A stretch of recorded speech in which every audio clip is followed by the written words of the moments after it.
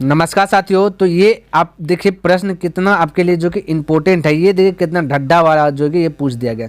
बस पूछने का टाइटल जो कि अलग अलग स्थिति में अलग अलग ईयर में जो कि अलग अलग है। जैसे 2013 में कुछ और कह के पूछा, लेकिन प्रश्न वही है। 14 में कुछ और पूछा, 18 में कुछ और बोला, 19 में कुछ और बोला। ठीक है, तो अलग अलग पूछा लेकिन जवाब जो है एक ही है। ध्यान रखना आप जो कि अगर क्वेश्चन बैंक है तो आप जो कि चेक कर सकते हैं। ठीक है, तो यहाँ पे देखिए क्या क्वेश्चन है कि नीति श्लोकाः पाठ के आधार पर पंडित के क्या लक्षण है। यानी जो व्यक्ति, अब पंडित वो वाला नहीं जो घर द्वार में पूजा कर रहा था वो पंडित। पंडित का मतलब यहाँ पे ज्ञानी से हो रहा है। ठीक है, किससे भाई? ज्ञानी से। जो जो जिस व्यक्ति के पास ज्ञान है, नॉलेज है, उसे ही पंडित कहते। तो वो कहता है कि नीति श्लोक के आधार पर हमें बताइए कि पंडित का लक्षण क्या होता है। ठीक है, तो जो पंडित जो ज्ञानी होता है उसका लक्षण बताना। चलिए हमने लिखा कि नीतिकार का कहना है कि पंडित उन्हें कहा गया है। भाई नीतिकार कहता है कि पंडित उन्हें कहा गया है जो हर दशा में एक समान है। अब देखिए यहाँ पे बोलता है रहते हैं एक समान, ठंडा आए, धूप आए, जाड़ा आए, सब जो कि सब समय में एक समान।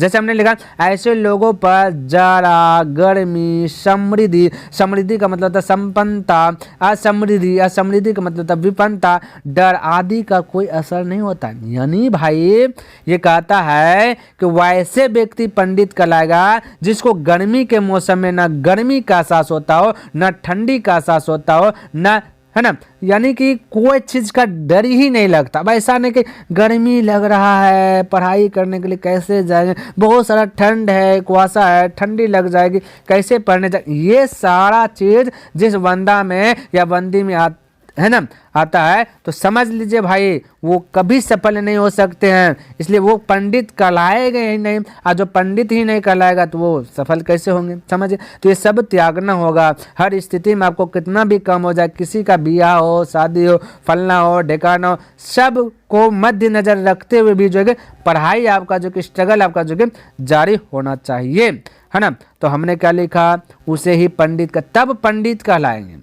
आज देखो श्री कृष्ण ने भी कहा है कि गीता में भी श्री कृष्ण ने कहा है कि जो मनुष्य सुख दुख लाभ हानि में एक समान, यानी हमें अब सुख भी होगा तो ज़्यादा सुख नहीं, सुख हो रहा है तो ज़्यादा पूरा उछल कूदक नहीं कर रहा है, दुख भी है तो ज़्यादा दुखी में भी नहीं रह रहा है, लाभ भी हो रहा है तो कोई, यानी हर एक स्थिति में एक समान हो, वही पंडित और ज्ञानी कहलाते हैं। अब आप अपने अंदर देखिए क्या हम एक इस समान रहते हैं या नहीं रहते हैं। अगर नहीं रह रहे तब पंडित नहीं है, रह रहे तो पंडित के जो कि आप लाइन में चले रहे हैं। तो जो प्रश्न कहा हमने वही चीज़ बतलाया भाई। तो उम्मीद करता हूँ आपको ये पसंद आया होगा। अगर पसंद आया तो कमेंट कर दीजिए और अपने दोस्तों के साथ भी शेयर कर दीजिए। तो ऐसा ही प्रश्न लेकर के मैं फिर आऊँगा, ज़रूर आऊँगा। धन्यवाद।